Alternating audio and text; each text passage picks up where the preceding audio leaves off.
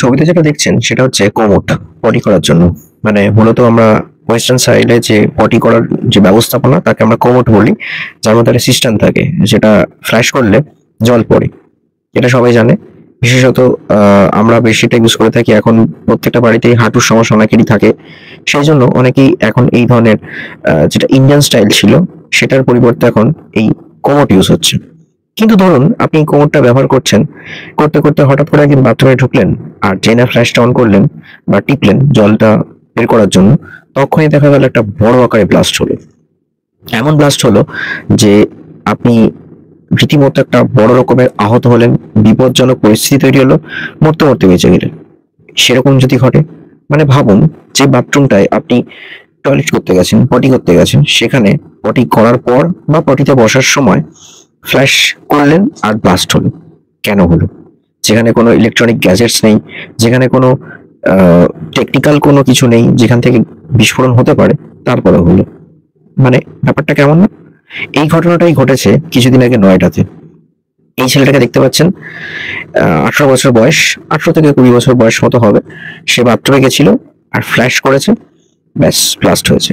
এমন ব্লাস্ট হয়েছে 35% তার শরীর বার্ন হয়ে গেছে, চোখে মুখে বড় রকম আঘাত, হসপিটালাইজড এবং জেনারেল মেডিসিন ইনস্টিটিউটে অর্থাৎ জিমসে ভর্তি আছেন এখন। তাহলে ভাবুন অবস্থাটা কিরকম হলো।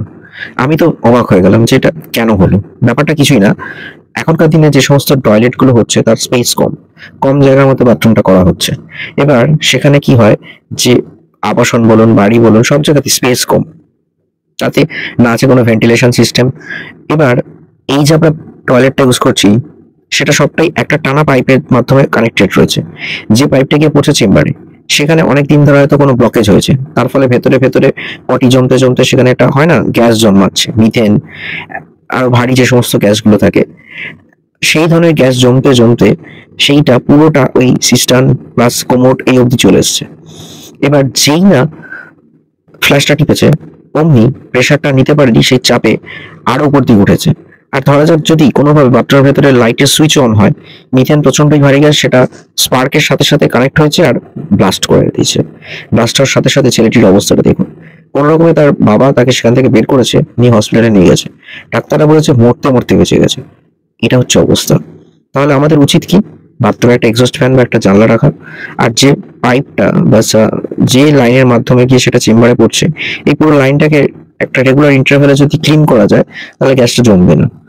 পুলিশও হতবাক, পুলিশ বুঝে উঠতে পারছে না, দমকলও এসেছিল, যে হলোটা কি। ভাবুন, যেখানে কোনো গ্যাজেটস নেই, কিছু নেই, বোম নেই, কোনো ধরনের কিছু বারুদ নেই, তারপরে সেখানে একটা বড় ব্লাস্ট হয়ে গেল, মরতে মরতে বেঁচে গেল।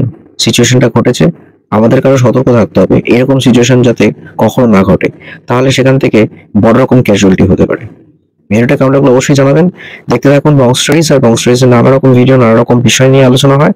তো নিজেদের মতামত জানান, আর অবশ্যই বাথরুমটা রেগুলার বেসিসে ক্লিন রাখাটা আমাদের বড় দায়িত্ব। দেখতে থাকুন চ্যানেলের বাকি ভিডিওগুলো, আর অবশ্যই শেয়ার করুন।